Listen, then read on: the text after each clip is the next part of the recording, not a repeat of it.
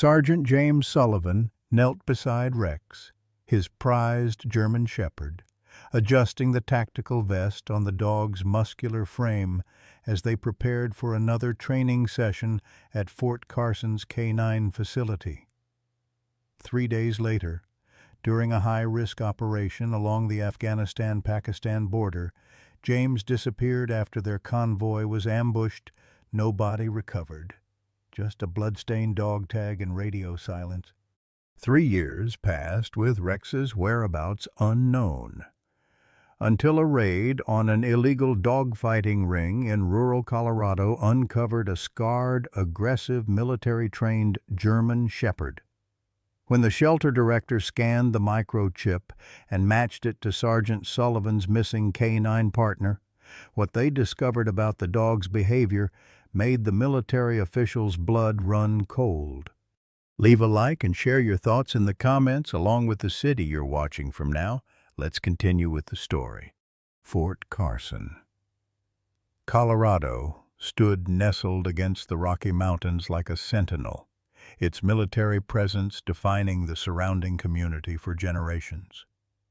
The town of 13,000 residents featured modest homes with American flags fluttering from porches, family-owned diners where soldiers gathered for breakfast, and schools where military children made up nearly 70% of the student body. In winter, the mountains cast long shadows across the town by mid-afternoon, and snow often isolated the community from neighboring cities, a place where everyone knew everyone, especially those who had lost someone in service.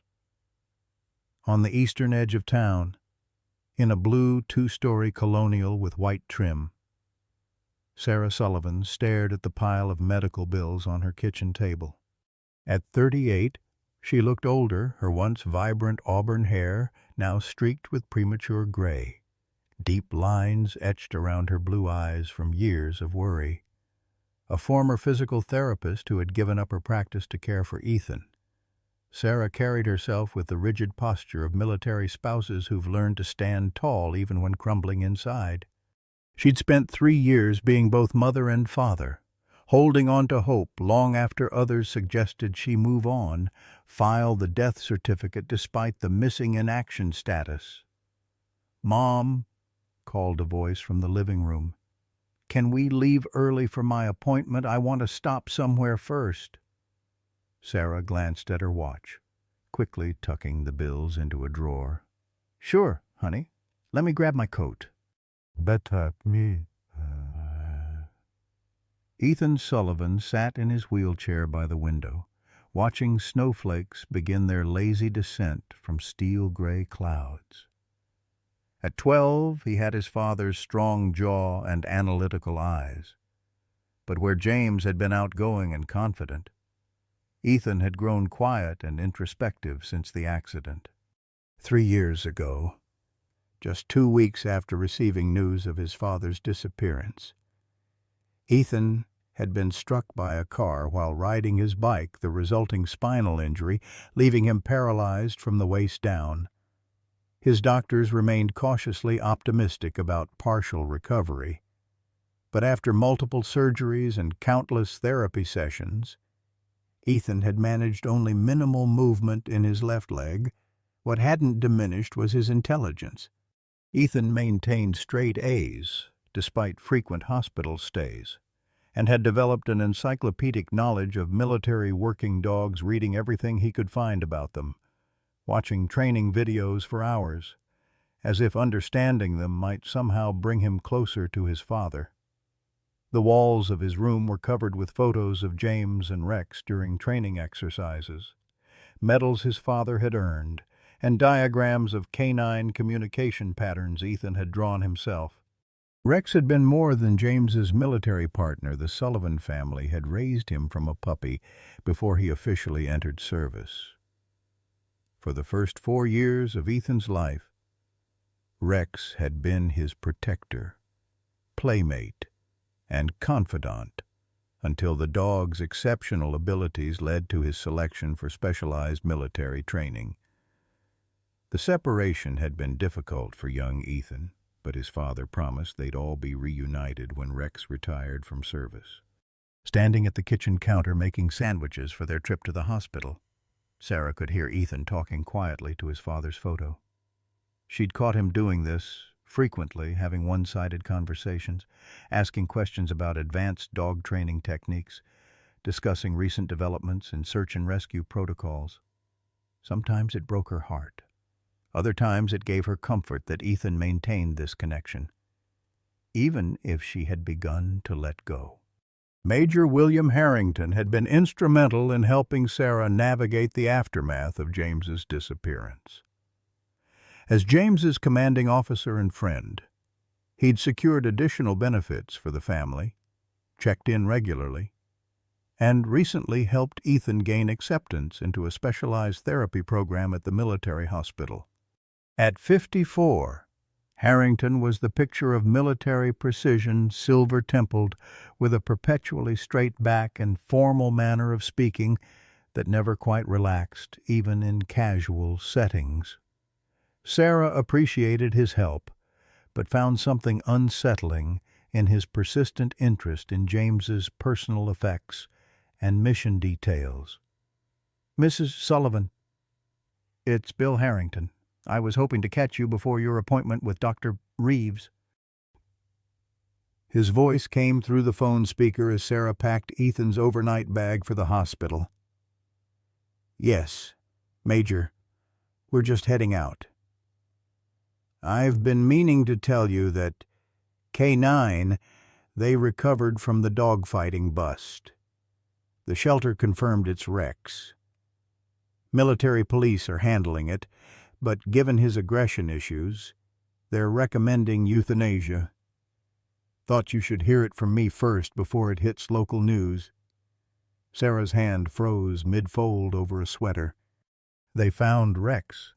After all this time. Yes, but he's not the same dog. Extremely dangerous. Attacked 2 handlers already. From his position in the doorway, Ethan's eyes widened. "They found Dad's dog, Mom. We have to see him." Sarah covered the phone. "Ethan, no. If he's dangerous, please. Mom, please." His voice cracked with an emotion she hadn't heard in months. Later that afternoon, Dr. Eleanor Reed studied the paperwork on her clipboard outside the reinforced kennel. At 36, the veterinarian specialized in rehabilitating traumatized military working dogs, but even she seemed hesitant approaching Rex's enclosure. Her blonde hair was pulled back in a practical ponytail, her expression one of professional concern tinged with genuine sadness. "I've tried everything in my playbook," she explained to the military police officer. "Behavior modification, medication, desensitization protocols." He responds to basic commands, but becomes unpredictably aggressive with handlers. The psychological assessment suggests severe PTSD, combined with deliberate aggression training after his disappearance. The German Shepherd paced the back of his kennel, a magnificent animal despite the scars crisscrossing his tawny coat. 90 pounds of muscle and intelligence, with alert ears and amber eyes that tracked every movement with unnerving intensity. The dog barely resembled the proud, disciplined military K9 from the Sullivan family photos. This animal's teeth were partially visible in a constant low-grade snarl, his posture showing signs of both hypervigilance and battle readiness. "We've scheduled euthanasia for tomorrow morning," the officer said. "Given his history and the military equipment he was trained with, we can't risk adoption to civilians." Dr. Reed nodded reluctantly. "I understand the protocol, but it breaks my heart. Whatever happened to this dog in those 3 years, someone deliberately weaponized his trauma." As they spoke, neither noticed the woman and boy in the wheelchair who had just been escorted into the facility's waiting area, nor the way Rex's ears suddenly perked up. his nostrils flaring as a familiar scent reached him from across the building. Sarah pushed Ethan's wheelchair down the sterile hallway of the military veterinary facility, their breath visible in the underheated building. The evening sky had darkened early, and the fluorescent lights cast harsh shadows across their faces. A young Army specialist escorted them, his expression betraying his unease about bringing civilians, especially a child, near the facility's most dangerous resident. "Ma'am, I need to reiterate that this is highly irregular," he said, stopping before a set of double doors marked "Restricted Access." "The dog has shown severe aggression toward everyone who's approached him. He's not the same animal your husband trained." "I understand," Sarah replied, her hand protectively on Ethan's shoulder. "But this may be our only chance to see him before—" She couldn't finish the sentence in front of Ethan. The specialist nodded grimly. "You'll need to remain behind the safety barrier at all times. Dr. Reed will supervise, but we'll have an MP with a tranquilizer gun present as a precaution." Sarah knelt beside Ethan's wheelchair. "Honey, I'm not sure this is a good idea. From what they're saying, Mom, please." Ethan's voice was quiet, but determined. "Dad always said Rex would remember us no matter what." The kennel area smelled of antiseptic and damp concrete. Reed met them at the entrance, clipboard in hand, compassion softening her professional demeanor when she saw Ethan. Behind her, through a reinforced glass partition, they could see a row of kennels. Most contained recovering military working dogs, Belgian Malinois and German Shepherds, quietly resting or watching visitors with trained alertness. The last kennel, separated from the others by an empty run, housed Rex. "He's been increasingly agitated today, Doctor," Reed explained, leading them to the observation area. "We've had to sedate him twice this week when he tried to attack handlers. The evaluation board found him unsuitable for rehabilitation or placement." Sarah gasped when she saw Rex. The proud, disciplined dog from family photos was now a coiled spring of aggression. Scars crisscrossed his once pristine coat, and a particularly vicious one ran from his right eye to his muzzle. He paced the perimeter of his kennel, muscles rippling beneath his fur, amber eyes constantly scanning for threats. When an attendant passed by with feeding supplies, Rex lunged at the chain-link fence, teeth bared, a deep growl resonating through the concrete room. "He's been like this since they found him," Dr. Reed said softly. The raid uncovered evidence that he was being used to train fighting dogs, his military background making him particularly valuable. "The physical abuse is evident, but the psychological damage—" She shook her head. "I've worked with hundreds of traumatized military dogs, but I've never seen one so resistant to rehabilitation." Ethan wheeled himself closer to the glass, his eyes never leaving the German Shepherd. "Can I go nearer? Just to the inner partition?" "Doctor—" Reed hesitated. "I don't recommend it. He's been triggered by wheelchairs before. Something about the movement." "Please," Ethan insisted. "Dad said Rex had a perfect scent memory. He might recognize me." Against her better judgment, Sarah nodded to Dr. Reed. The veterinarian signaled to the MP, who positioned himself strategically before unlocking the door to the inner viewing area, a narrow corridor with a second glass barrier separating visitors from the kennel runs. "Stay at least 3 feet from the fence," Dr. Reed instructed as she wheeled Ethan through. Even through the barrier, sudden movements could trigger him. Rex had gone eerily still when the door opened, his attention locked on the visitors entering his space. The low growl never ceased, but his posture shifted subtly, head lowering, ears forward in predatory assessment. Sarah held her breath, suddenly certain they had made a terrible mistake. The dog before them wasn't the gentle guardian who had once slept at the foot of Ethan's bed. This was a wounded warrior, conditioned to attack. "Rex," Ethan called softly. "Rex, it's me." The dog's growl intensified, his powerful body coiling tighter. The MP raised his tranquilizer gun slightly. Ethan slowly raised his right hand, palm facing inward, and made a series of subtle gestures, fingers tapping against his palm in a specific pattern before his hand rotated outward and down. The change was instantaneous and astonishing. Rex's growl cut off mid-rumble. His ears, which had been flattened aggressively against his skull, suddenly pricked forward. He took one hesitant step toward the barrier, then another. "What did you just do, Doctor?" Reed whispered, not daring to move. "Dad's private command set," Ethan replied, equally quiet. "He developed special signals for Rex that only our family knew." The German shepherd approached the barrier cautiously, his entire demeanor transformed. The aggression hadn't disappeared entirely. His body remained tense, ready to switch back to defense mode, but his focus on Ethan had become one of intense concentration rather than threat assessment. When Rex reached the barrier, he lowered his head, sniffing intently at the small air gaps along the bottom edge. His nostrils flared, taking in Ethan's scent. Something like recognition flickered in those amber eyes.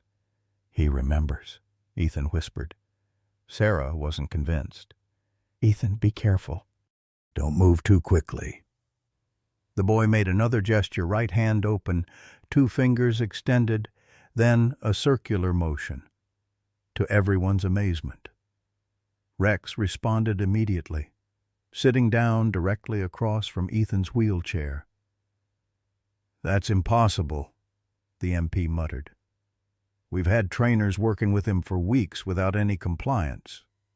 Ethan continued the silent communication, his fingers moving in patterns that seemed random to the observers but clearly held meaning for Rex. With each command, the dog's posture relaxed incrementally, his focus narrowing exclusively to the boy in the wheelchair. Then Ethan did something that made Sarah's heart stop. He extended his hand toward the small opening in the barrier used for feeding. "Ethan, no," she gasped, moving forward. "Dr." Reed quickly put out an arm to stop her. "Wait," she said. "Look at Rex." The German shepherd had approached the opening. In any other circumstance, this would be the moment he would attack. But instead, he gently extended his muzzle, sniffing Ethan's fingers with delicate precision. Then, in a gesture that left everyone speechless, Rex lowered himself to the ground and placed his head on his paws in a posture of complete submission. The MP lowered his tranquilizer gun in disbelief. "I've never seen anything like this." Dr. Reed was already making notes frantically. "This changes everything. The dog clearly recognizes specific commands known only to the Sullivan family." "Mom," Ethan said, his voice thick with emotion. "Rex knows Dad trained me. Look at his collar. There's something in it." Sarah peered closer and noticed something she'd missed before: a small, unusual bulge beneath the military-issue collar. Dr. Reed saw it too. "We need to get that collar off him," the veterinarian said, "but I don't know if we can safely enter the kennel yet." Ethan made another hand gesture, more complex this time, involving both hands. To everyone's astonishment, Rex stood, turned around 3 times, and then lay down with his head positioned toward the kennel door. "He's waiting to be approached," Ethan explained. "Dad taught him this for equipment checks." The look that passed between the MP and Dr. Reed contained equal parts amazement and professional concern. The veterinarian turned to Sarah, her expression serious. "Mrs. Sullivan, this connection between your son and Rex is something I've never witnessed before. I think we need to postpone tomorrow's procedure and investigate further. This dog may be the key to something important." Captain Michael Ramirez, Fort Carson's senior K-9 training specialist, arrived within 30 minutes of Dr. Reed's urgent call. The stocky, gray-haired veteran had spent 25 years working with military dogs and had personally overseen certification for many of the base's handler teams. His weathered face remained impassive as he observed Ethan and Rex through the glass partition. But his eyes betrayed professional interest as the boy continued to communicate with the supposedly dangerous animal. "The commands he's using," Ramirez said quietly to Dr. Reed. "Those aren't standard military signals." "That's what I thought," Dr. Reed replied. "The boy says they're special commands his father developed." Ramirez's eyebrows rose slightly. "James Sullivan's private command set. That was legendary in K-9 circles. A proprietary system he developed that made his teams exceptionally effective in the field. Sullivan never shared the full system with anyone. Said it gave his dogs an edge if no one else could command them." Sarah overheard this exchange and approached them. "James spent hours teaching Ethan those signals before his last deployment. They would practice in the backyard while I made dinner. James said, Her voice caught slightly. "He said it was their special connection. Just in case." "Just in case what? Mrs. Sullivan?" Ramirez asked carefully. Sarah shook her head. "He never finished that thought.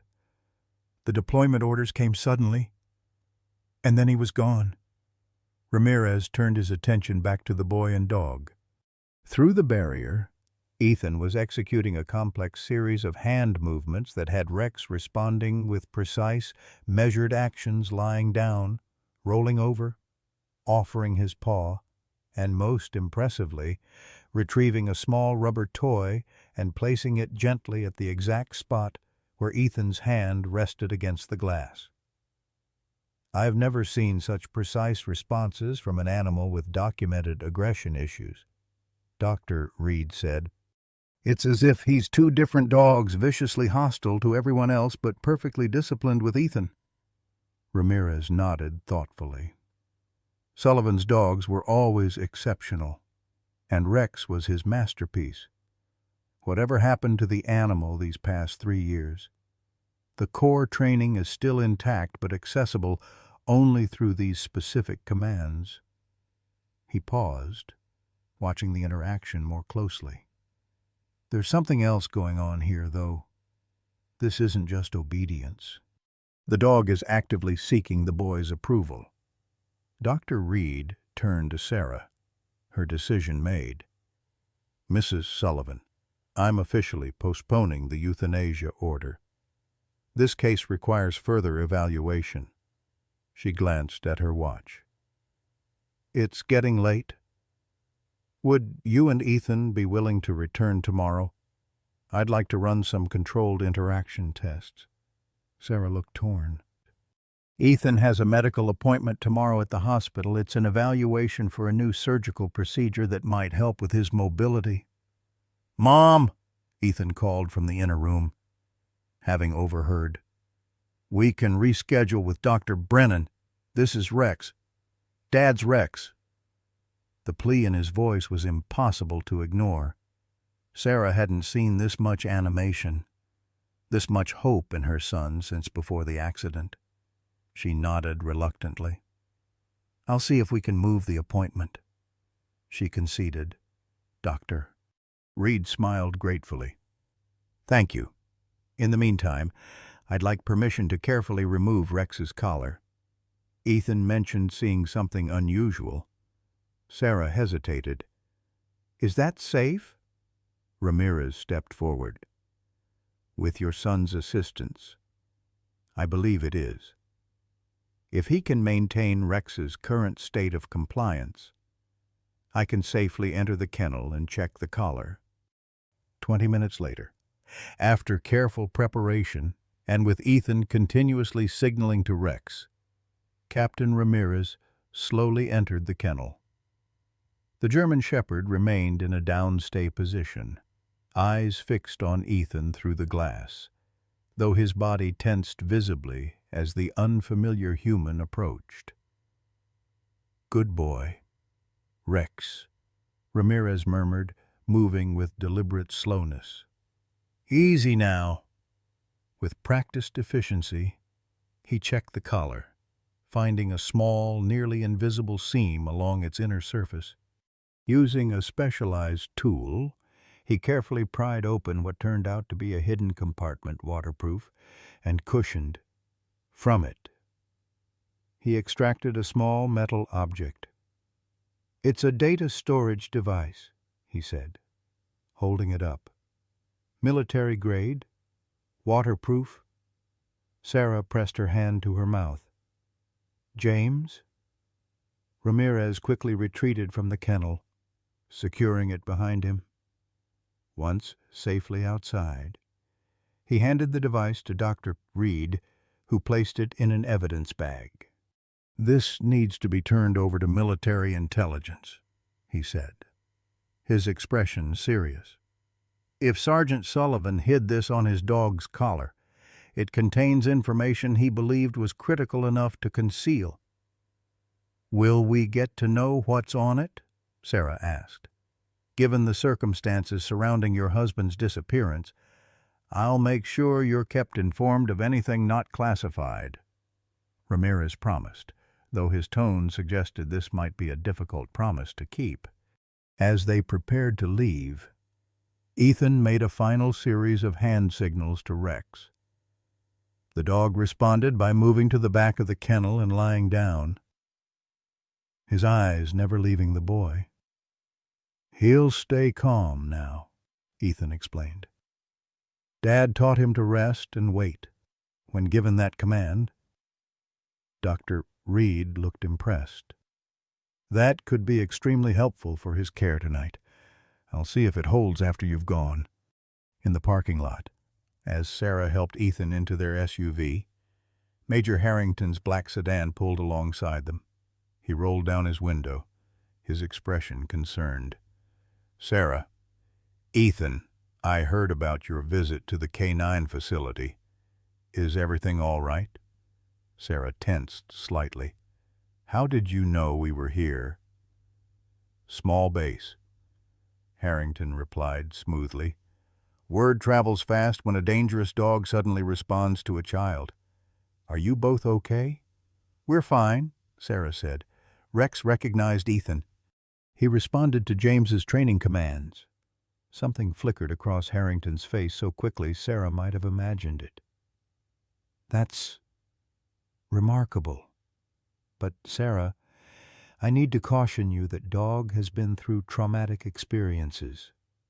Military intelligence will need to debrief Ethan about those commands and secure that data device. Sarah frowned. How do you know about the device? We just found it. Harrington's smile didn't reach his eyes. Like I said, word travels fast on base. I'm still your husband's commanding officer. I'm kept informed. He leaned slightly toward Ethan. Son, those hand signals your father taught you, have you shown them to anyone else? Before Ethan could answer, Sarah interrupted.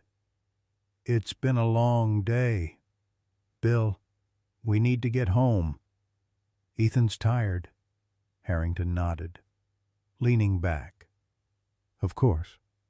But Sarah, as a friend, be careful with that dog. Whatever James hid on that collar, he had reasons for keeping it secret. There might be people who wouldn't want that information found.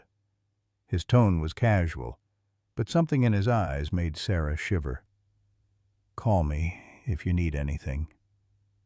As they drove home through the darkening evening, light snow beginning to dust the windshield, Sarah glanced repeatedly at her rearview mirror, an uneasy feeling settling in her stomach. "Mom," Ethan said suddenly, breaking the silence, "I need to tell you something about Rex's collar." Sarah glanced at him. "What is it, honey?" "Before Captain Ramirez took out that device, I saw something else. There were numbers scratched inside the collar coordinates. I think... and Mom..." He hesitated.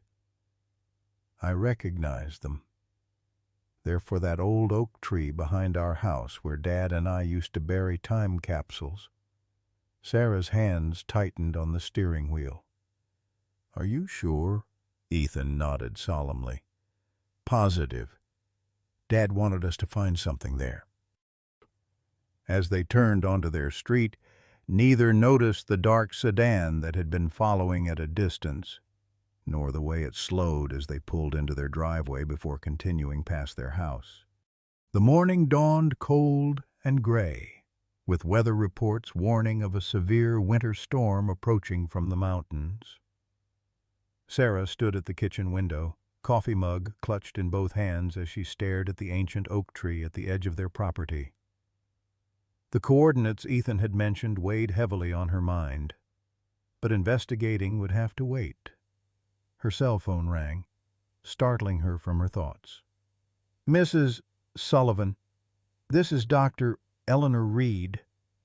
I hope I'm not calling too early."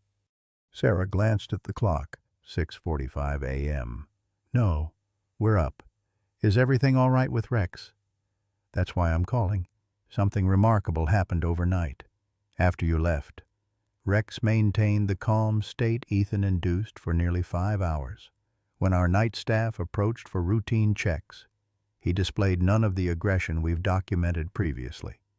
He was alert but not hostile." Sarah set her mug down. "What does that mean?" "I've consulted with Captain Ramirez and my superiors. We'd like to propose something unprecedented, allowing Rex to return home with you and Ethan under strict supervision for a 48-hour evaluation period." "Bring Rex home, but you said he was dangerous." "He was, and potentially still is to others, but his response to Ethan suggests there's a specific connection that might be key to his rehabilitation. More importantly..." Reed lowered her voice. "The military intelligence unit that took possession of the data device is extremely interested in this connection. They believe Rex might lead us to additional information your husband left behind." Sarah frowned. "They want to use my son and a traumatized dog to find intelligence." "I understand your concern," Dr. Reed said quickly. "But this could benefit everyone involved. Rex gets a chance at rehabilitation rather than euthanasia. The military might find vital information. And for Ethan," she paused meaningfully, "this could provide closure regarding his father." The mention of closure made Sarah's chest tighten. 3 years of not knowing James's fate had left a wound that never truly healed. If there was even a slight chance of answers... "What would this involve exactly?" she asked. "We would bring Rex to your home later today, with proper security protocols in place. Captain Ramirez would oversee the interaction. Rex would wear a special training harness and muzzle when not directly engaged with Ethan. Military intelligence would send a representative to document any discoveries." Sarah watched as snowflakes began to fall outside. "I need to discuss this with Ethan first." "Of course. We'll need your decision by noon. The storm that's coming might complicate transportation if we wait." After ending the call, Sarah walked to Ethan's room, finding him already awake and examining old photos of Rex and his father spread across his bed. "Mom," he said without looking up.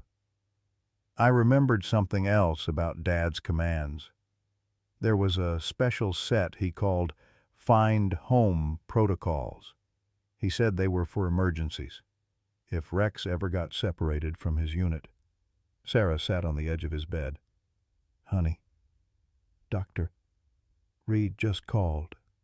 They want to bring Rex here, to stay with us for a couple of days." Ethan's eyes widened. Really, they're not going to put him down. "Not yet. At least, they think your connection with him might help with his rehabilitation. But Ethan, I need you to understand Rex isn't the same dog we knew. He's been through trauma and could still be dangerous." "He won't hurt me," Ethan said with absolute certainty. "Dad trained him to protect me above everything else. That's why he responds to my commands. Dad made sure of it."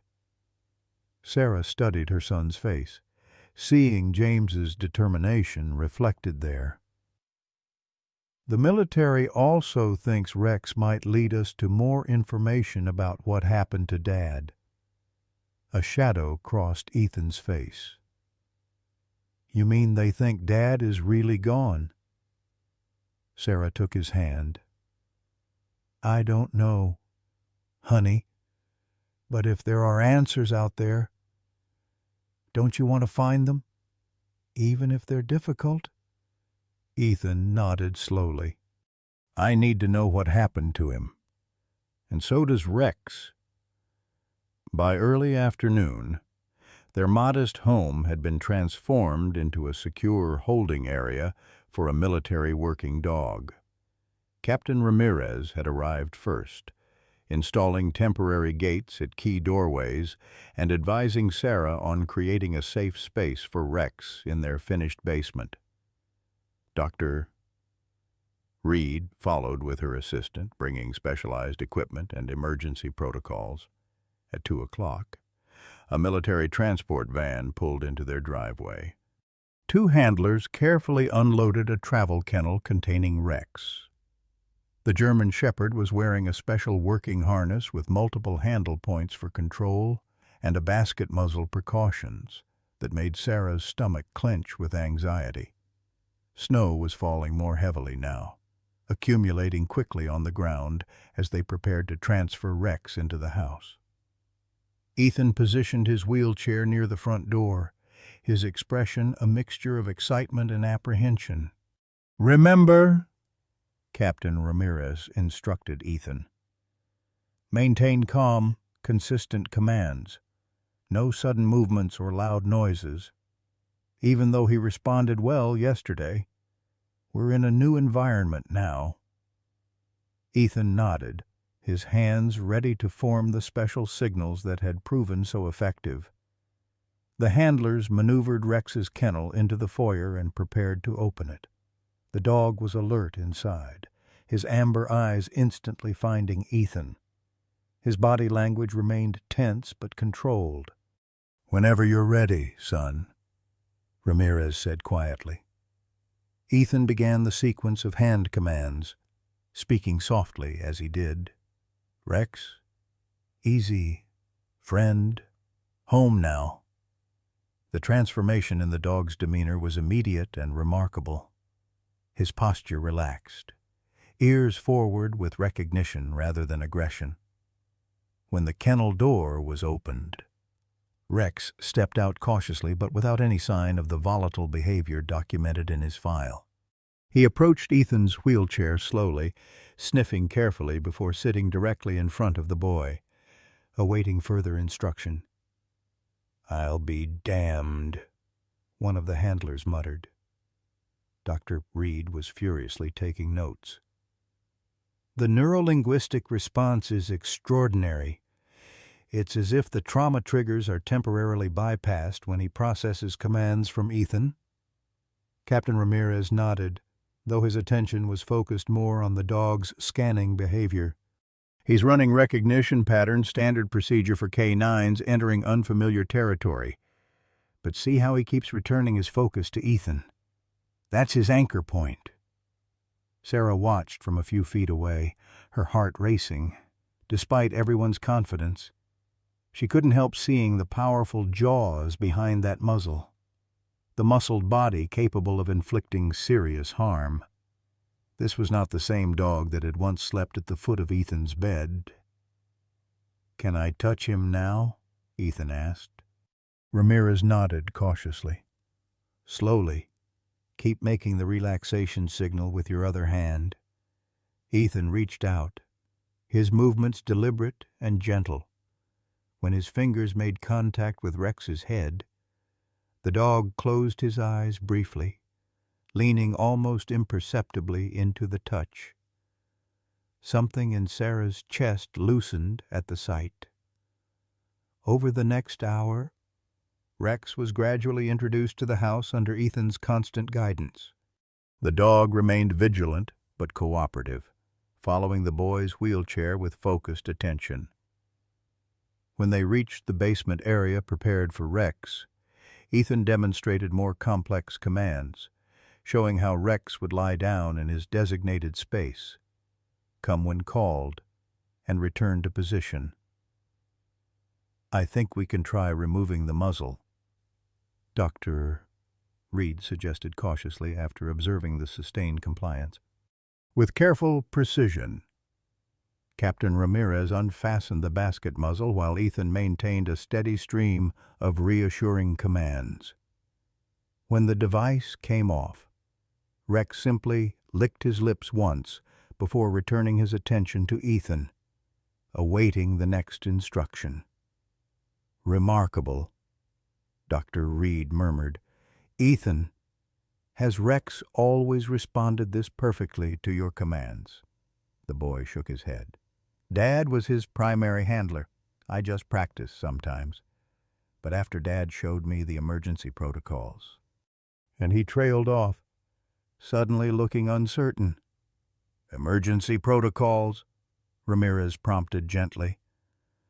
"About 3 weeks before he disappeared, Dad took me camping, just the two of us. He spent the whole weekend teaching me special commands for Rex. Ones he said were only for worst-case scenarios. He made me practice until I could do them perfectly, even in the dark." Sarah felt a chill that had nothing to do with the snow now swirling outside their windows. "James never mentioned this to me." Ethan looked apologetic. "He made me promise not to tell anyone.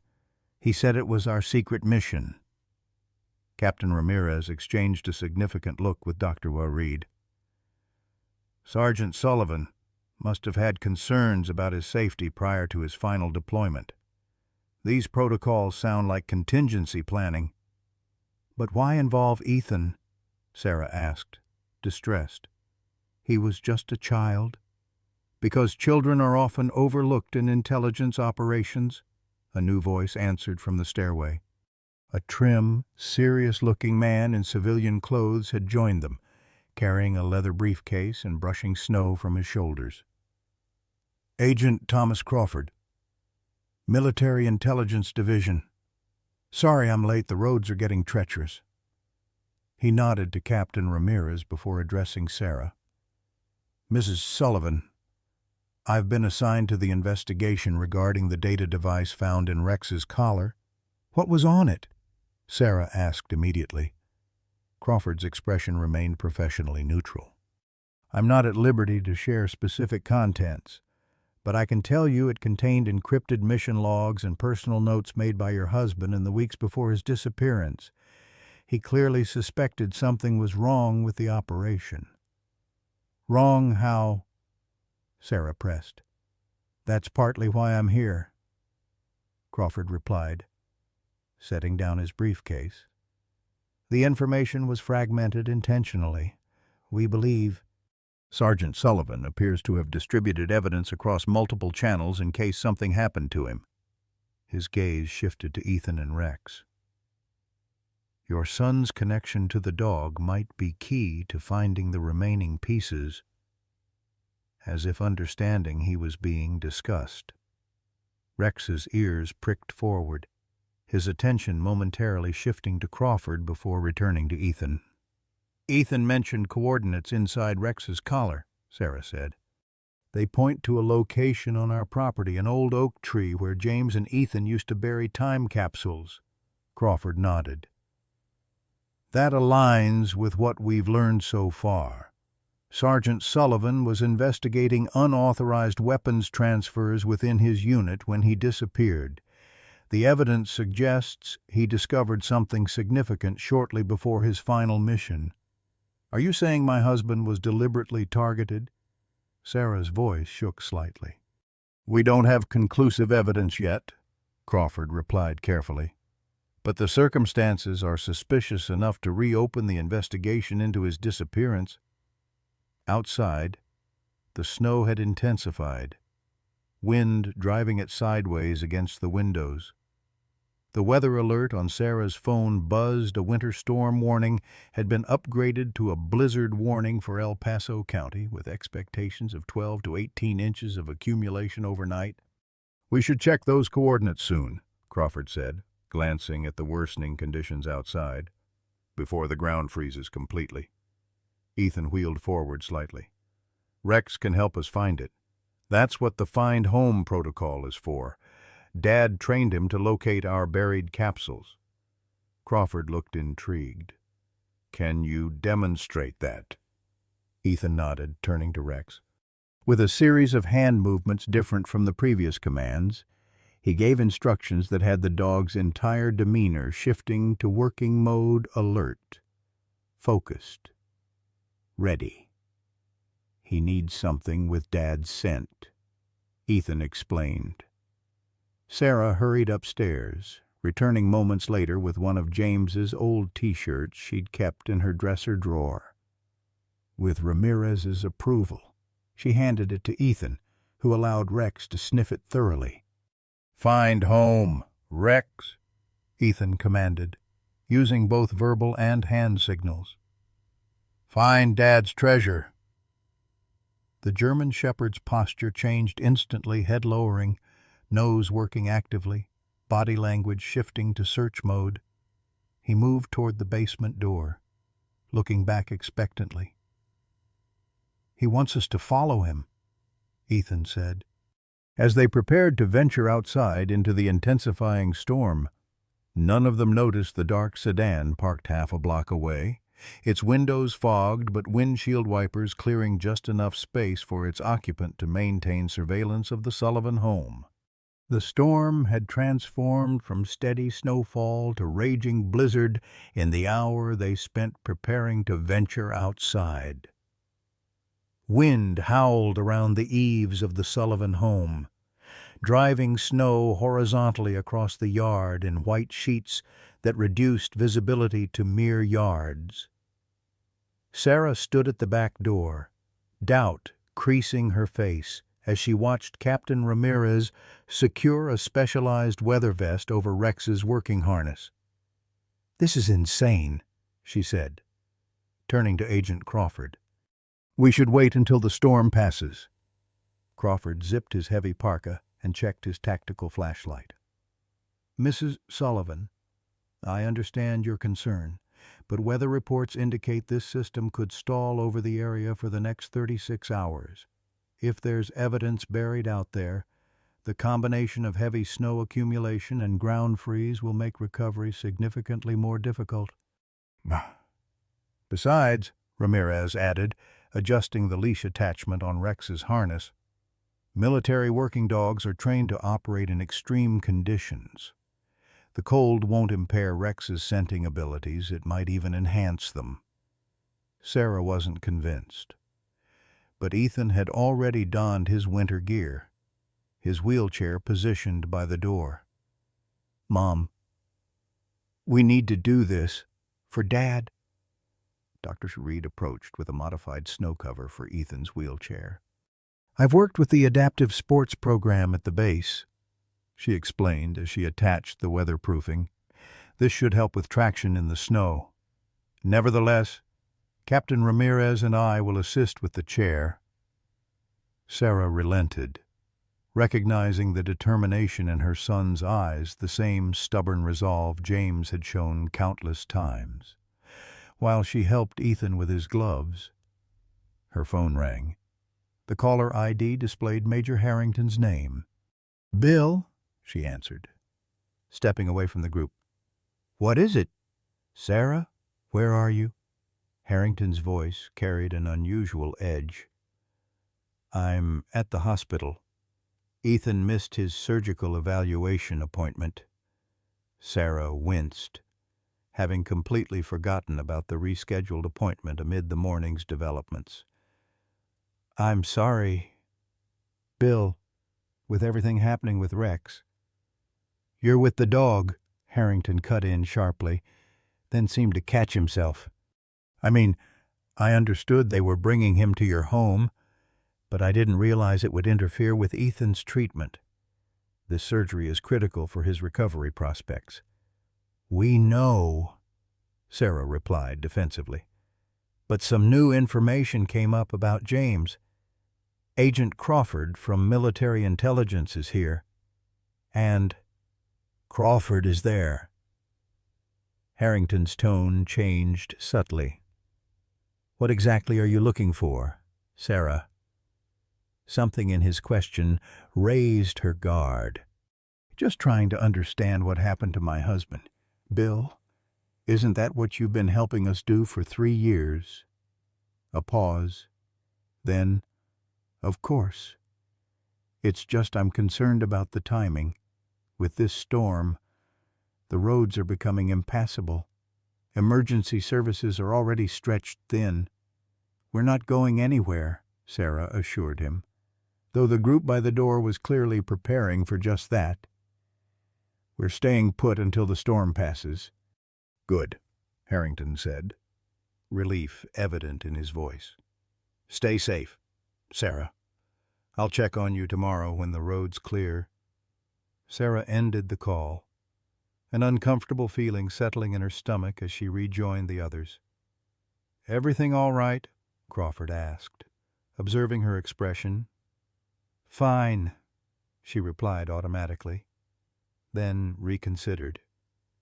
Actually, that was Major Harrington. "He seemed unusually concerned about us being home with Rex and you being here." Crawford's eyes narrowed slightly. "Did he now?" Before he could continue, Ramirez announced they were ready.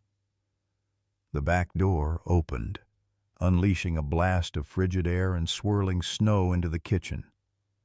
Rex's posture immediately shifted to working mode, his nose actively sampling the air currents despite the weather. With practiced efficiency. Ramirez and Dr. Reed maneuvered Ethan's wheelchair down the specially installed ramp at the back entrance. Crawford followed, carrying a collapsible shovel and evidence collection kit. Sarah brought up the rear, securing the door behind them before wading into the knee-deep snow. The massive oak tree stood approximately 50 yards from the house, normally an easy walk, but now a formidable journey through deepening snowdrifts. Rex forged ahead, breaking trail with Ramirez close behind. Dr. Reed and Crawford flanked Ethan's wheelchair, literally lifting it over the worst obstacles. Despite their efforts, progress was painfully slow. "The tree should be just ahead," Sarah called over the wind, squinting through the snow-filled air. As they approached the ancient oak, its massive trunk materialized from the whiteness like a sentinel. Summer lightning had split one major branch years ago, creating a distinctive silhouette even in the near whiteout conditions. Rex's behavior intensified, his nose working frantically, body language indicating growing excitement. "He's on to something," Ramirez confirmed, allowing the dog more lead length. Rex circled the tree twice, then began pawing determinedly at a specific spot approximately 6 feet from the trunk on the eastern side. The dog's certainty was unmistakable. "That's it," Ethan called out, his voice barely audible over the howling wind. "That's where Dad and I buried our last time capsule before he deployed." Crawford moved forward with the collapsible shovel, clearing snow before attacking the partially frozen ground. The soil, protected somewhat by the tree's canopy and root system, yielded more easily than expected. About 18 inches down, the shovel struck something solid. "Got something," Crawford announced, setting aside the shovel and dropping to his knees. Using gloved hands, he carefully excavated around the object a military-grade waterproof case approximately the size of a shoebox. Sarah felt her heart racing as Crawford lifted the case from the earth. Snow immediately began filling the hole as he carried his discovery back to their group. Ethan leaned forward in his wheelchair, eyes fixed on the case with an intensity that mirrored Rex's focused alertness. "Let's get this back to the house," Crawford shouted over the wind. "We need to document the opening properly." The return journey proved even more difficult, as they now fought against both deepening snow and strengthening winds. By the time they reached the back door, everyone was exhausted and half frozen. Rex, however, remained keenly focused on the case, as if his mission remained incomplete. Inside the warmth of the kitchen, they removed snow-crusted outer layers, while Crawford placed the case on the table and retrieved specialized tools from his briefcase. The case featured a combination lock with a military serial number stamped beneath it. "Do you recognize this number?" Crawford asked Sarah, pointing to the identifier. She leaned closer. "That's James's birth date 0742 and the last 4 digits of his service number." Crawford nodded. "Personal encryption smart." He entered the combination, and the lock released with a satisfying click. The contents were methodically arranged and sealed in individual waterproof bags, a leather-bound journal, a USB drive similar to the one found in Rex's collar, a set of dog tags, several photographs, and a small voice recorder. Most surprisingly, there was a sealed envelope with Ethan's name written in James's distinctive handwriting. "Dad left me a letter," Ethan whispered, reaching for the envelope with trembling hands. Sarah watched her son carefully open the seal, her own emotions threatening to overwhelm her. The last tangible message from James, words he'd written knowing they might be found only if something happened to him.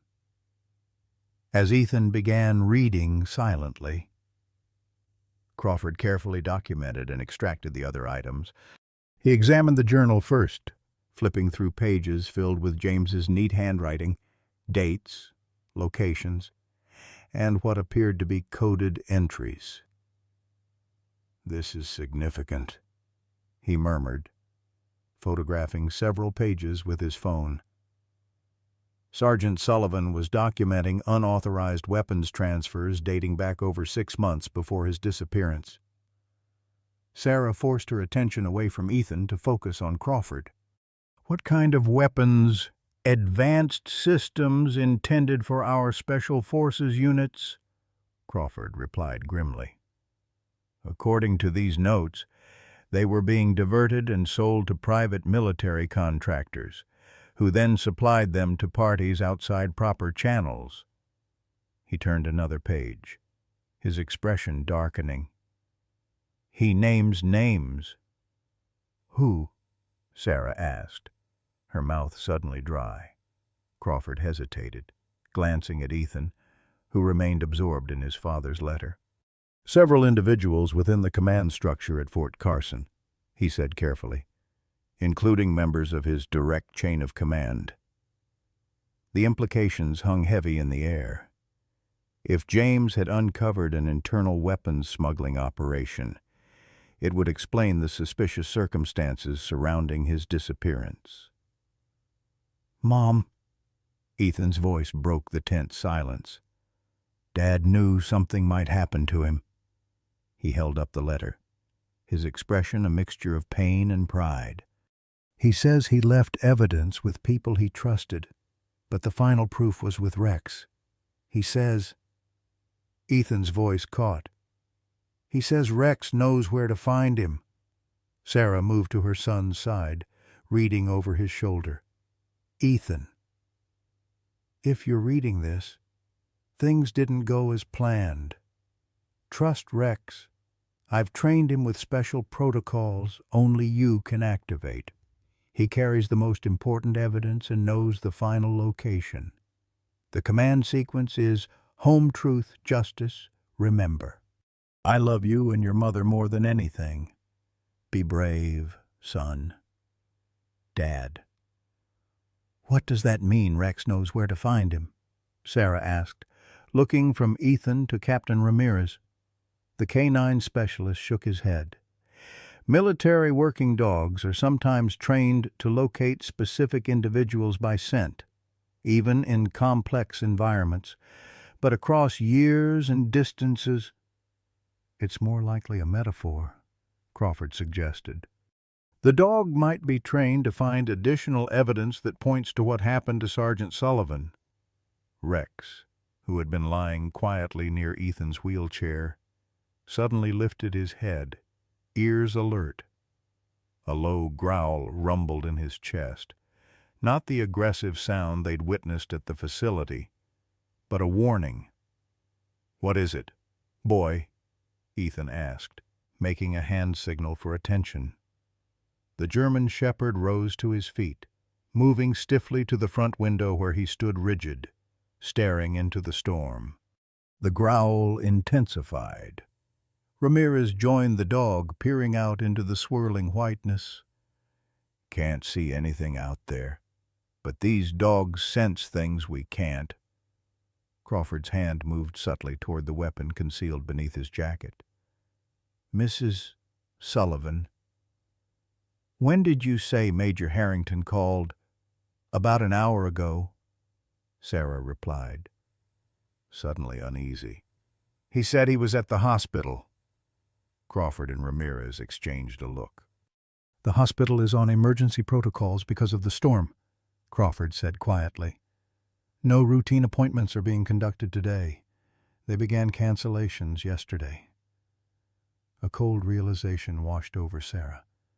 Then where was Bill calling from? And why would he lie about being at the hospital?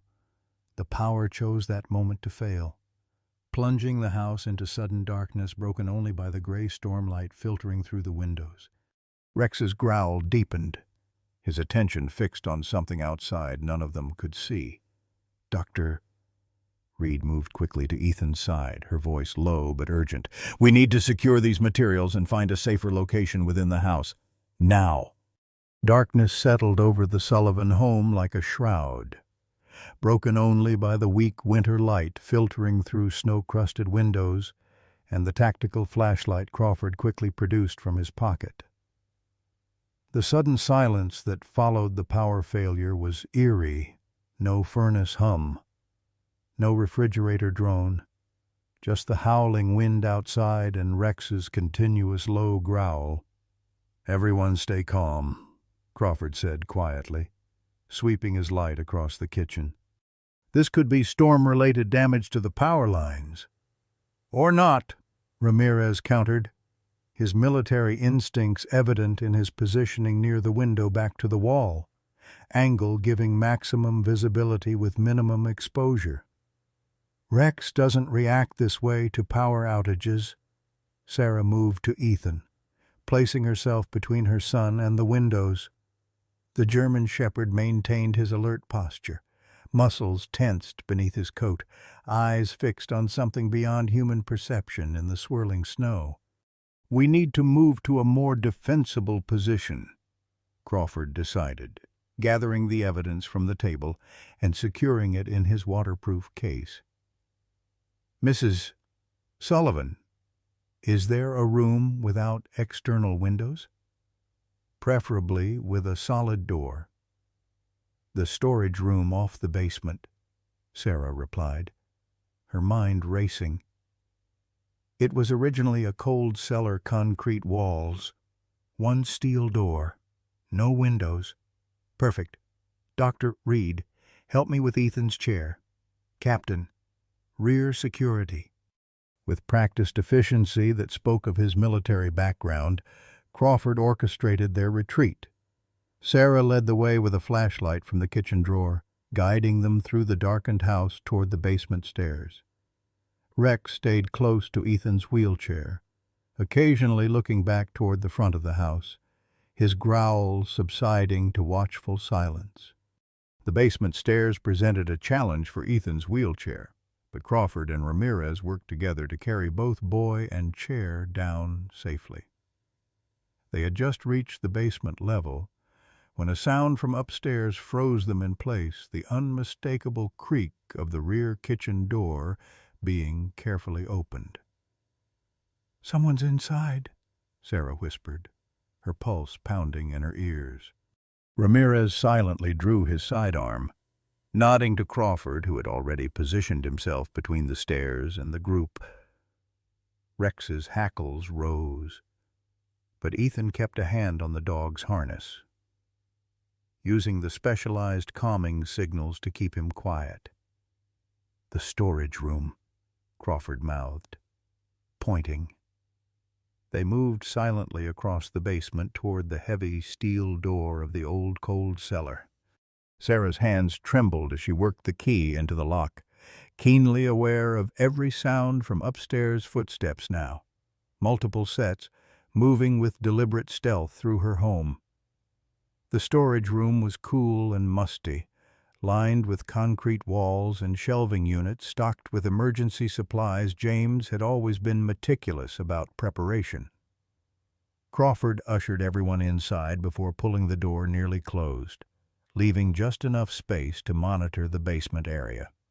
"3 individuals at least," he whispered, his expression grim in the flashlight's glow. "Professional movement patterns, tactical spacing." "Who are they?" Sarah asked, clutching Ethan's shoulders.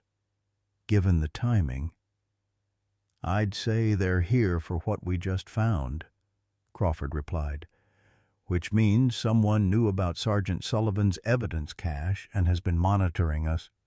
The realization hit Sarah like a physical blow. "Harrington. He called to find out where we were, what we were doing. He wanted to know if we'd found anything." Crawford nodded grimly. "If Major Harrington is involved in the weapons smuggling operation your husband documented, he'd have powerful motivation to prevent this evidence from surfacing." From his wheelchair, Ethan suddenly gasped. "Dad's letter. He knew someone in his unit betrayed him. That's why he created the special protocols for Rex that only I would know." A thump from upstairs silenced their conversation. Heavy footsteps descended the basement stairs, accompanied by the beam of a powerful flashlight sweeping the space. Rex tensed beside Ethan, but remained silent under the boy's calming hand signals. "They're coming, Doctor," Reed whispered unnecessarily, her face pale in the dim light. Ramirez positioned himself near the door, weapon ready. Crawford checked his own sidearm before addressing Sarah in hushed tones. "Mrs. Sullivan, there's a back exit from this basement maintenance access or storm shelter?" She shook her head. "No, just the stairs." "Then we defend this position," he decided. "Captain Ramirez and I are armed, but we're outnumbered and have civilians to protect. Our priority is your safety until we can contact external support." "The storm," Sarah reminded him.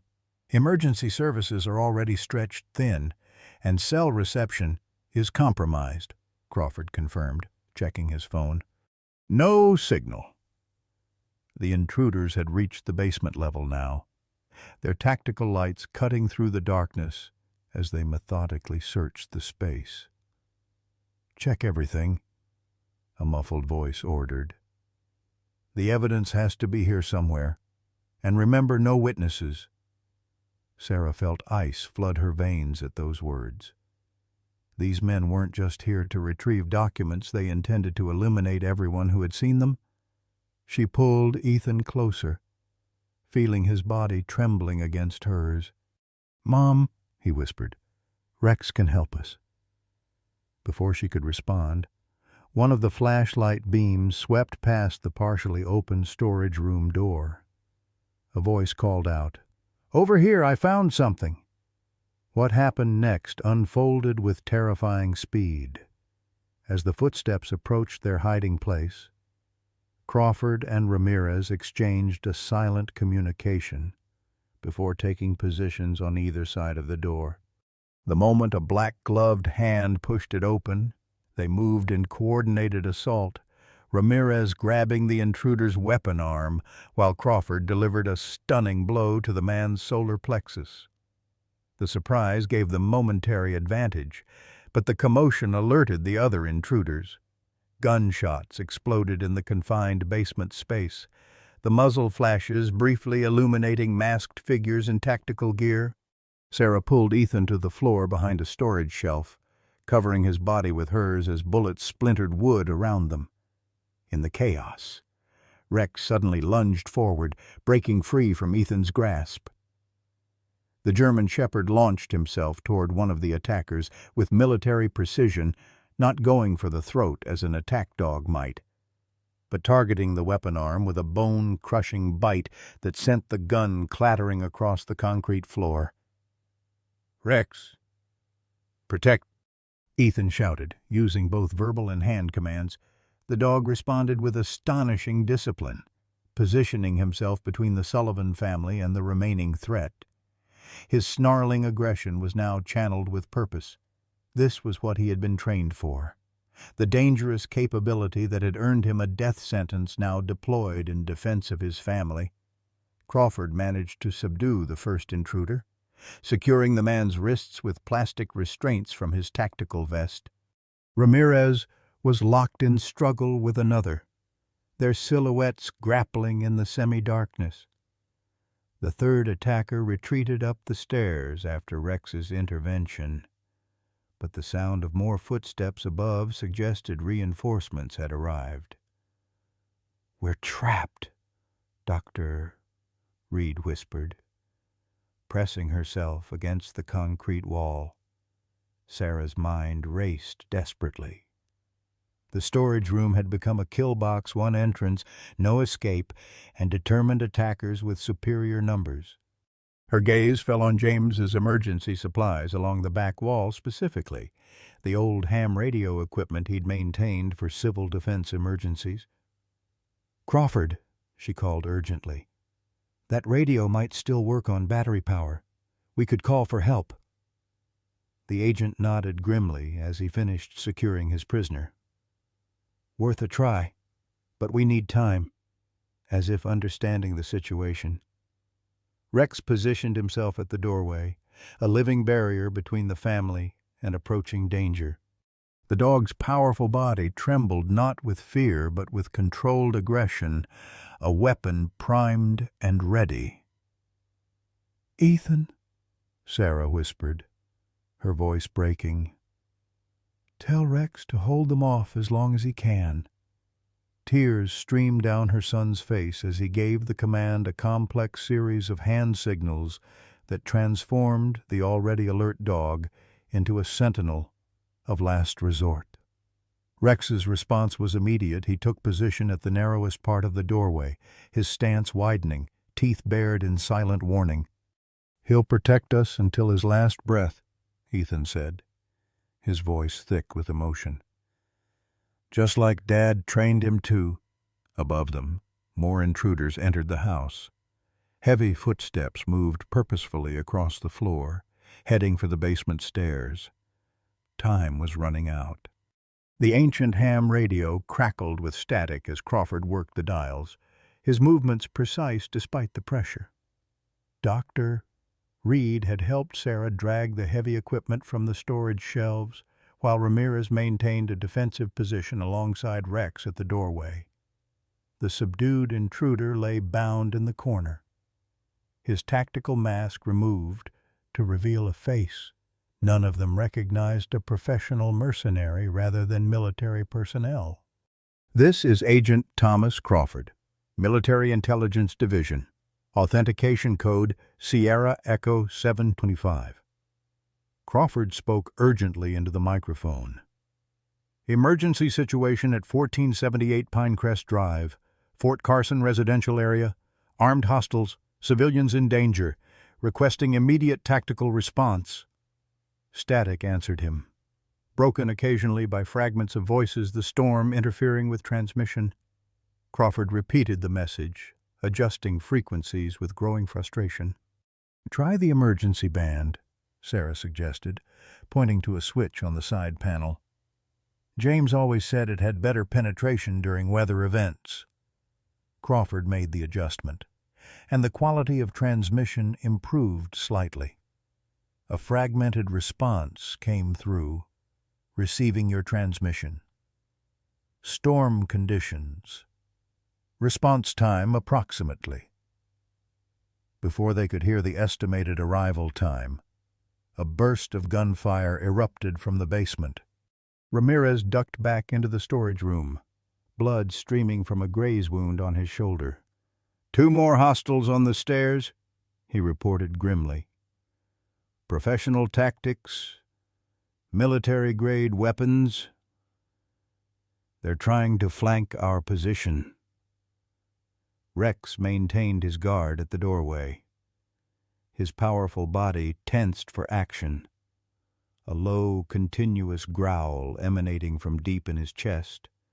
The dog's training was evident in his disciplined response. He hadn't chased after the attackers, but held his protective position exactly as commanded. "We need to buy more time," Crawford said, setting down the radio mic.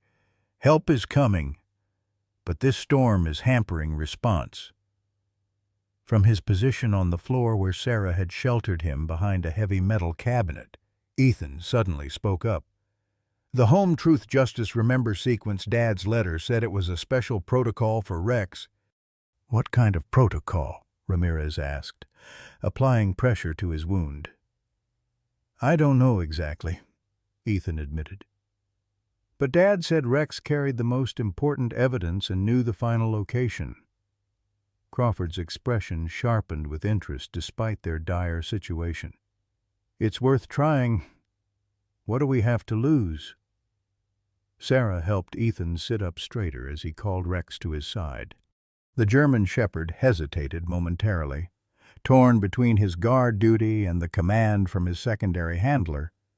Ethan repeated the call, adding a specific hand gesture that immediately brought the dog to his side. With everyone watching intently, Ethan began the sequence of specialized hand signals corresponding to the code words from his father's letter, Home Truth Justice Remember. Each signal was complex, not standard military commands, but unique movements James had created specifically for this purpose. Rex's response was immediate and startling. He stood perfectly still for 3 seconds, then moved to the far corner of the storage room where emergency supplies were stacked. With purposeful movements, he began pawing at a specific section of the concrete floor. "What's he doing?" Dr. Reed whispered. Sarah's eyes widened with sudden understanding. "The house was renovated before we bought it. James mentioned there might be an old root cellar access that had been sealed over." Crawford and Ramirez quickly moved the shelving unit away from the corner, revealing what appeared to be an older section of flooring with a barely perceptible seam around a 3-foot square. "There's something here," Ramirez confirmed, running his fingers along the edge. "Some kind of trapdoor or access panel." As they worked to expose the hidden door, more gunfire erupted in the basement, closer this time. The intruders were methodically eliminating potential cover, working their way toward the storage room. Crawford found a recessed handle and pulled, revealing a narrow passage descending into darkness. Cool, damp air wafted up from below. "It's an old storm shelter," Sarah realized.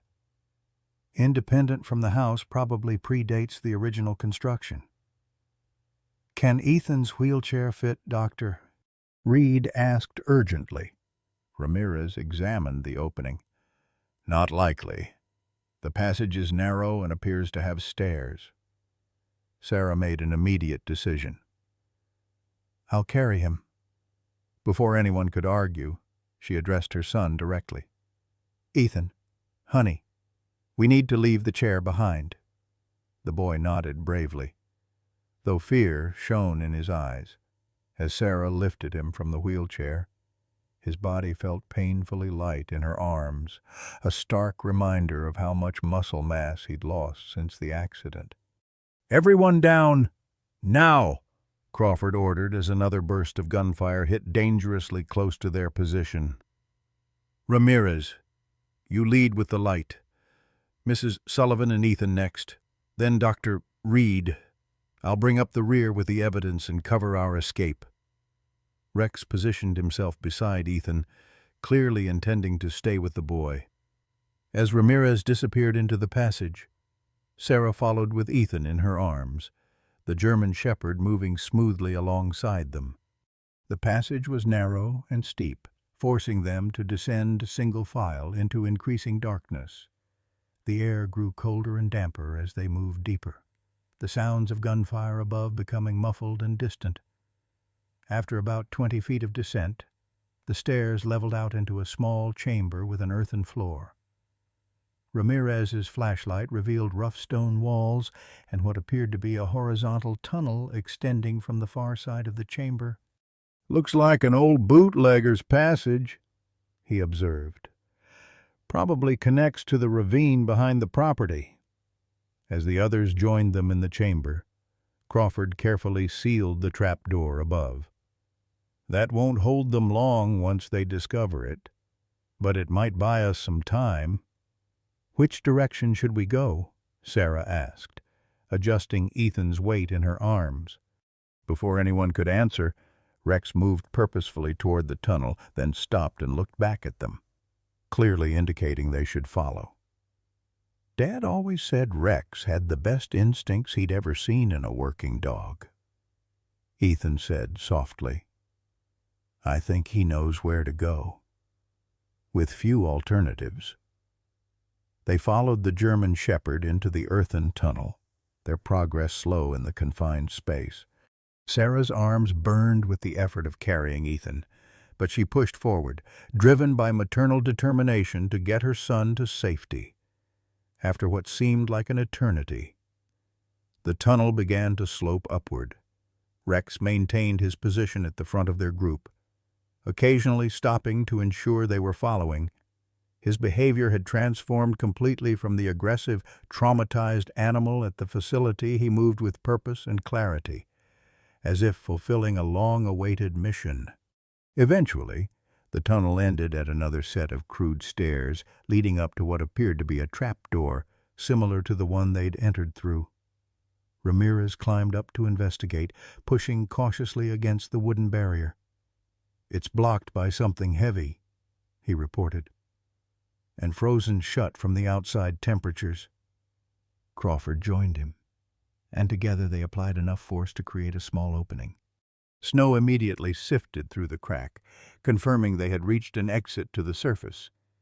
With a final coordinated effort, they forced the door open wide enough to emerge one by one into the howling blizzard.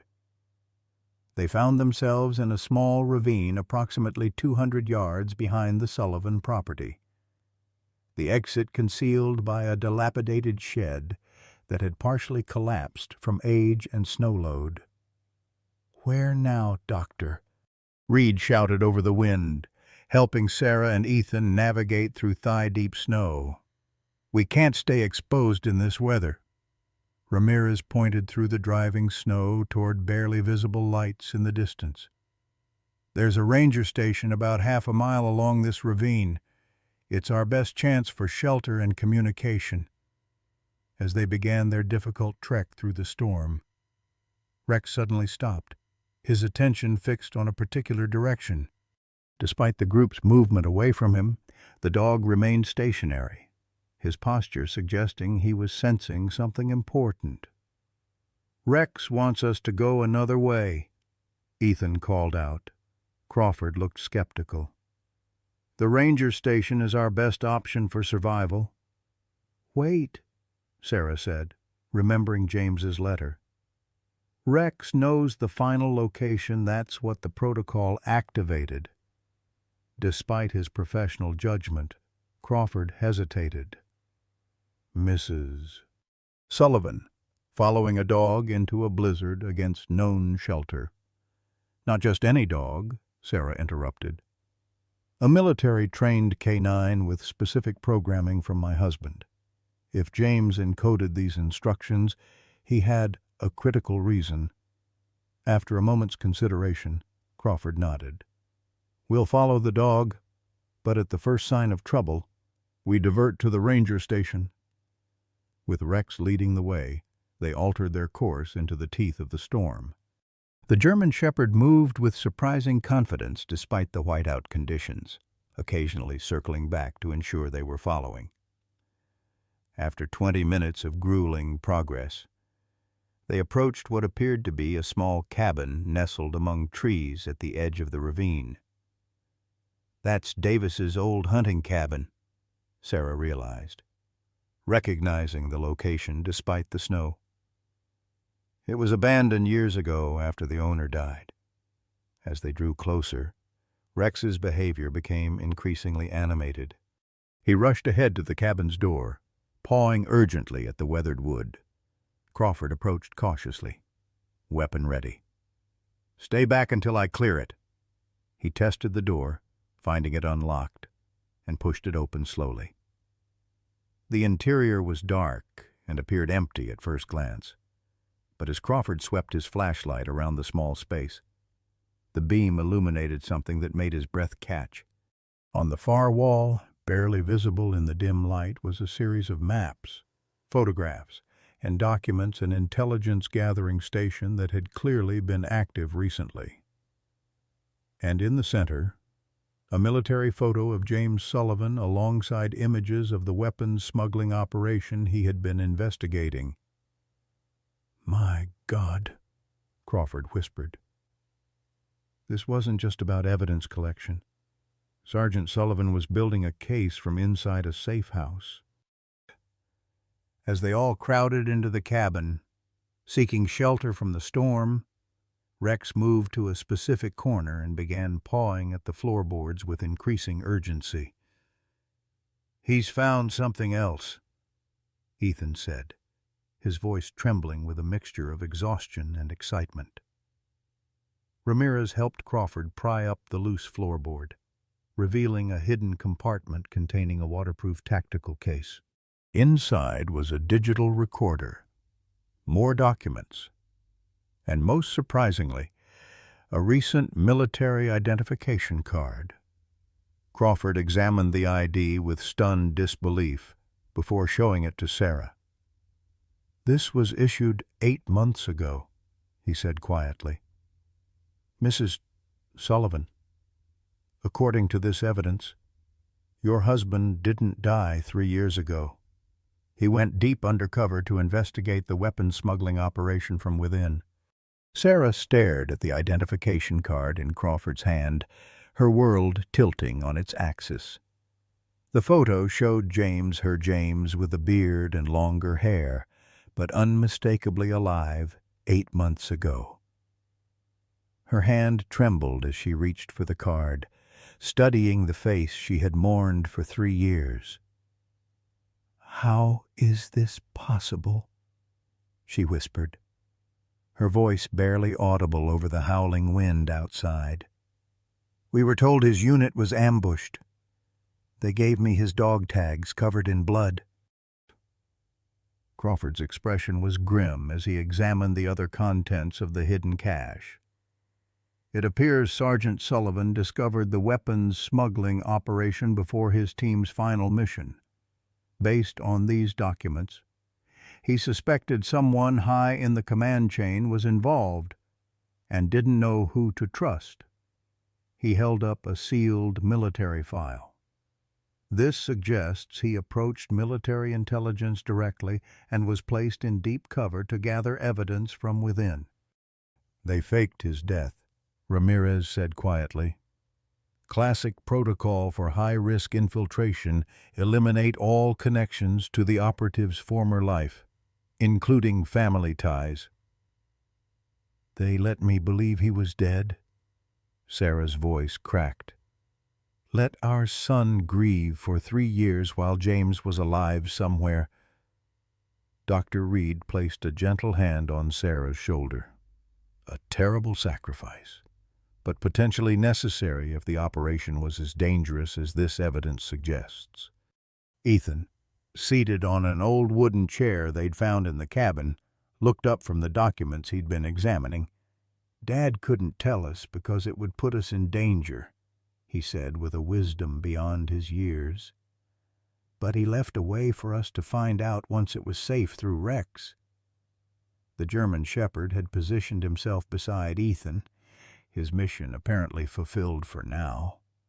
The dog's alert posture had relaxed slightly, though he maintained vigilant attention to their surroundings. Crawford carefully removed a small digital recorder from the cache. This might give us answers, he said, pressing the play button. James Sullivan's voice filled the small cabin, causing Sarah to gasp and Ethan to reach instinctively for her hand. This is Sergeant James Sullivan. Recording date March 12th. If you're hearing this, Rex has successfully completed his mission and led you to this location. I pray my family is safe. A brief pause, then, 3 years ago, I discovered evidence that Major William Harrington was orchestrating the sale of advanced weapons systems to private military contractors with ties to criminal organizations.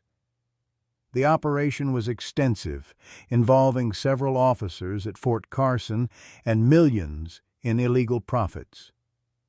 Sarah closed her eyes, James's voice washing over her like a physical touch after so long.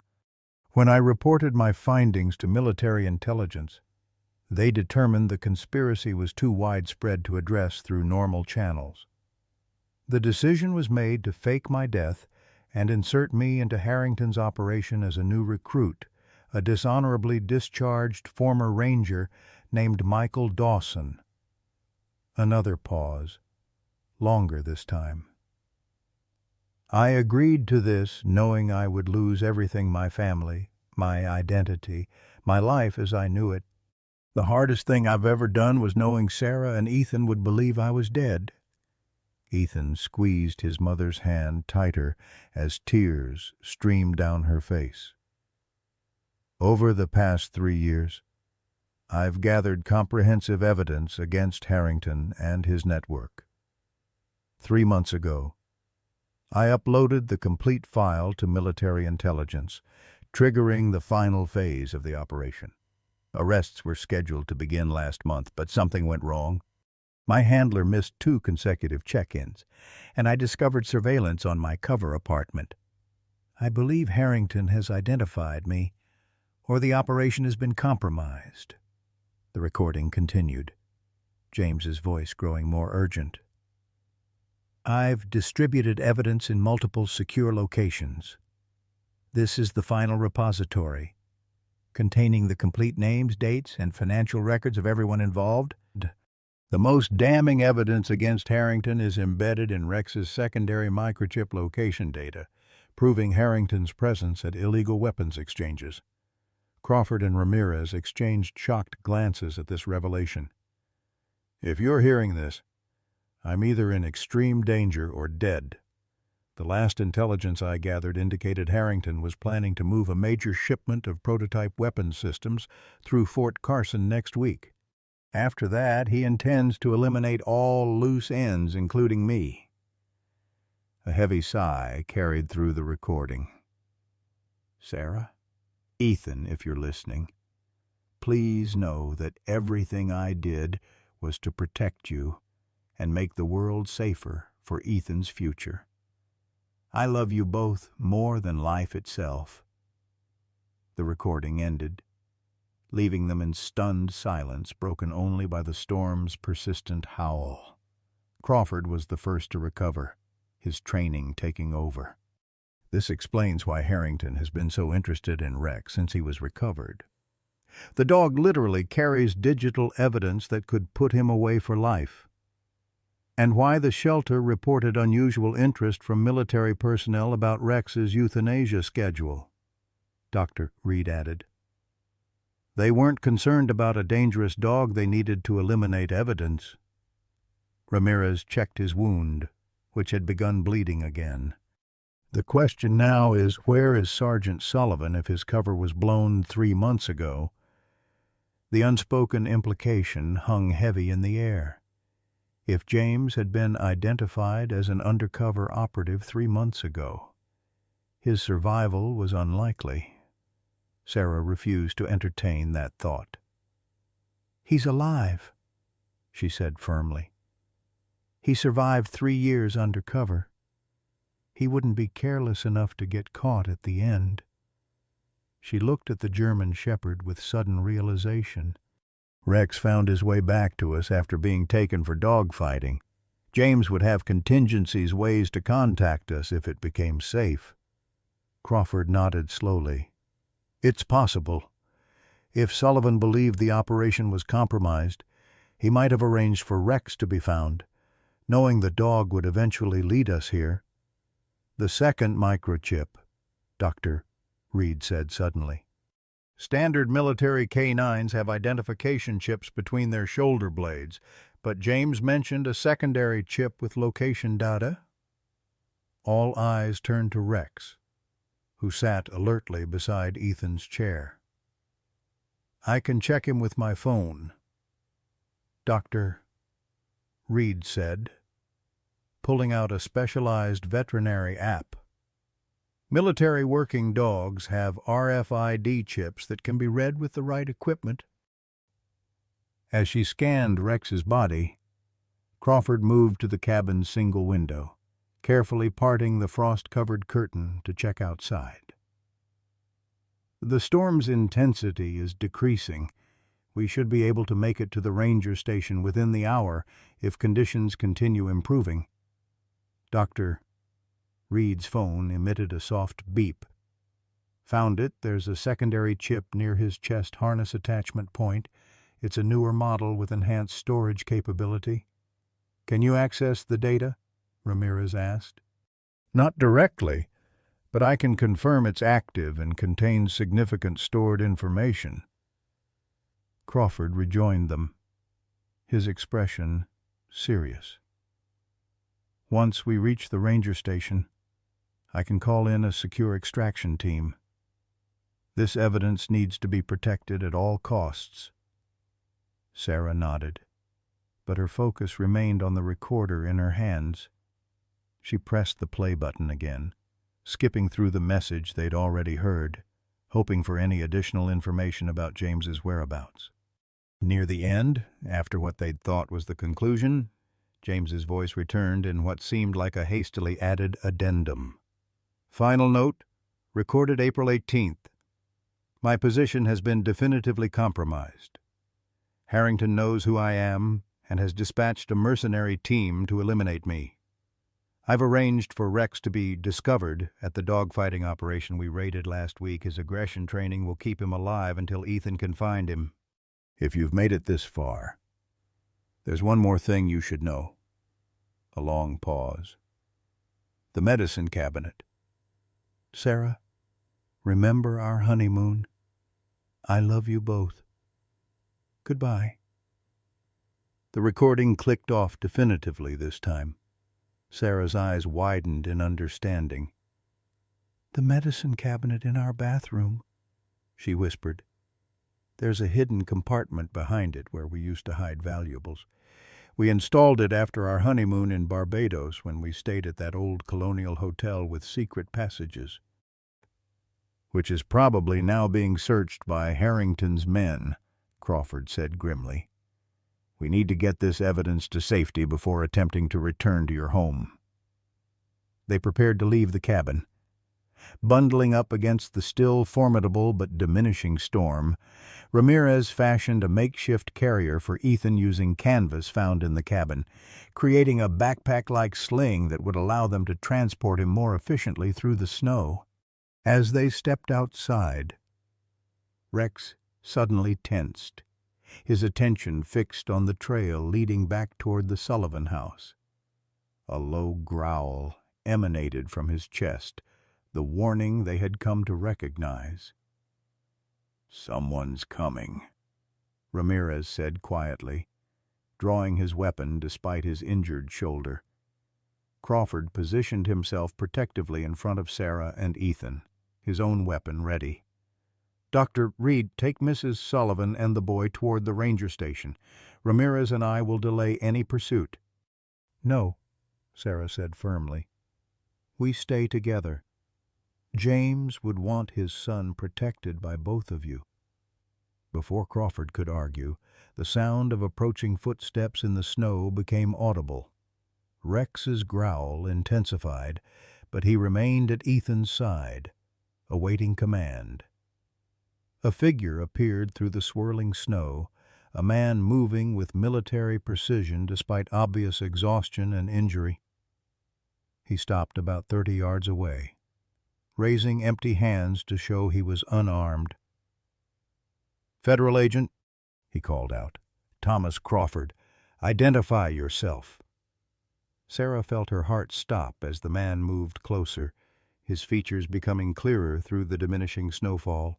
Tall, bearded, thinner than she remembered, with new lines etched into his face by years of danger and deception, but unmistakably James. Rex reacted before any human, his entire demeanor transforming from protective sentinel to overwhelming joy.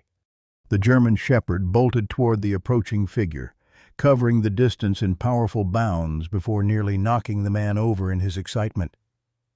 "James?" Sarah whispered, her voice failing as disbelief warred with desperate hope. The man knelt to embrace the dog, burying his face in Rex's fur for a moment before looking up at the group with tears freezing on his cheeks. "Sarah," he called, his voice rough with emotion.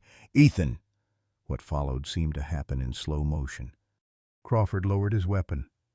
Recognizing the man from photographs, Sarah moved forward uncertainly, then broke into a stumbling run through the deep snow.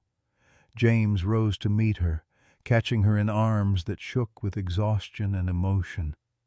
"You're alive," she sobbed against his chest, feeling the solid reality of him.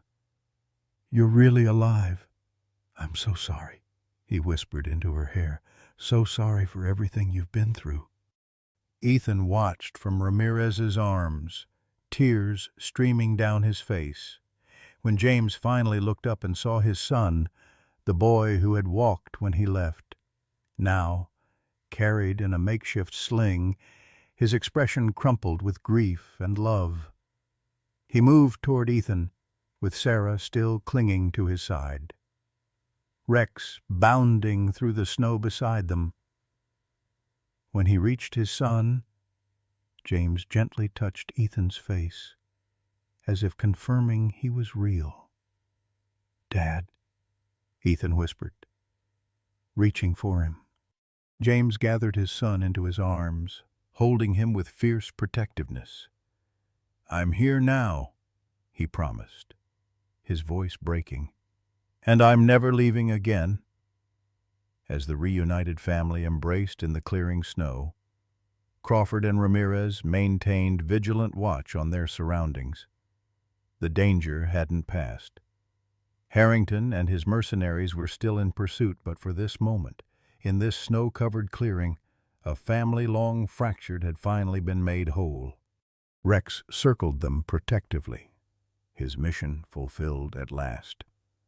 The dog, who had been deemed too dangerous to live, had become the bridge between past and present, carrying the truth that would bring justice and restore a family torn apart by corruption and duty. In life's winter years, we cherish stories that remind us of what truly matters. The tale of Rex, a loyal German shepherd labeled as deadly and nearly euthanized, touches our deepest fears and hopes. Like many of us who've weathered life's storms, Rex carried wounds both visible and hidden, misunderstood by those who didn't know his full story. His journey mirrors our own experiences of being misjudged, overlooked, or dismissed after decades of faithful service. But when this condemned dog knelt before young Ethan in his wheelchair, he showed us that age and scars don't diminish our capacity for love and purpose. Rex's reunion with James Sullivan after years of separation speaks to our own longing for reconnection with those we've lost touch with: children, old friends, estranged family. It reminds us that it's never too late for healing, for second chances, for family bonds to be restored. Most powerfully, it affirms that even in our silver years, we still have vital missions to complete, wisdom to share, and the capacity to be the missing link that brings healing to those we love. Sometimes, the ones society is quickest to discard are the very ones who save us all.